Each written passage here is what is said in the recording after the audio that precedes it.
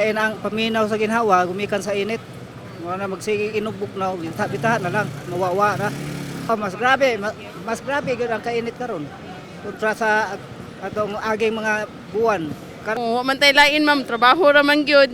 So kinahanglan gyud ang ato gyud ani perminti na itay inom og tubig. Kainit kumpara sa niaging tuig. Una karon may grabe. Grabing kainit sa panahon ng sagubangon matag adlaw nilang 𝗀𝗏𝗄𝗃 𝗀𝗏 og 𝗀𝗏𝗃 samtang nanginabuhi sa kadalanan sa 𝗀𝗏𝗃 sa dakbayan sa Sugbo. Gani, base sa pag-asa, miabot karong adlaw sa 39 degrees Celsius ang labing taas nga heat index nga ilang nasukod alauna karong hapon. Ang sobrang kainit nga atong nasinati usa lamang sa lapad nga epekto sa climate change sa nasod. The burning of fossil fuel is the leading cause of global warming. Right now, according to our the Weather Bureau, we have experienced the hottest April in recorded history. So Cebu and many parts of the Philippines are actually currently burning. Kumbaga kung taon ni nahihilanat, punan pa nimo og mga planta nga mas makapasamot kanang hila. Namahayag ang sociologist ug environmentalist nga si Dr. Romana de los Reyes nga gikinahanglan nga maedukar ang publiko sa sitwasyon karon sa atong klima. The important thing is to organize the people, all kinds of people. They have to be organized, and then they have to understand what they are fighting against. They have to understand how the coal plant will affect their lives. And if they understand that, I am sure they are going to fight hard to protect their lives. Ilasab nga giduso ang paglikay sa paggamit sa coal og liquefied natural gas.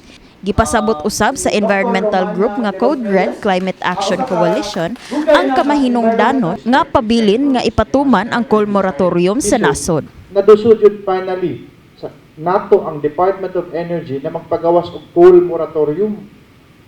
Wala na tugti ang pagtukod o mga bag-ong coal plant.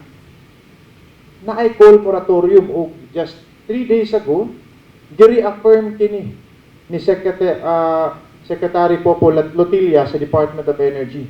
Sa gipagawas nga datos sa World Economic Forum karong 2024, gitumbok nga nagunang risgo sulod sa 10 ka tuig sa tibuok kalibutan mao ang extreme weather events, critical change sa earth systems ug biodiversity loss. Growing up, we experienced typhoon, and then siguro like recently, it has been more recent. Kumbaga ang typhoon sa mua kay halos twice a month, thrice a month. Para na ko, no, this environmental forum is very important, and I believe that if we can mobilize forces, everyone, not just as it was said earlier in the forum, not sectoral, but everyone. Pangandoy sa koalisyon nga mas mapalapad pa ang ilang koalisyon ug mas makaaghat og daghang tawo bata man o mga idaran nga anda makigbatok sa krisis sa klima. What do we want? Climate justice! When do we want it? Now! What do we want? Climate justice! When do we want it? Now! Kini si 𝗀𝗏𝗄𝗃 alang sa My TV Cebu.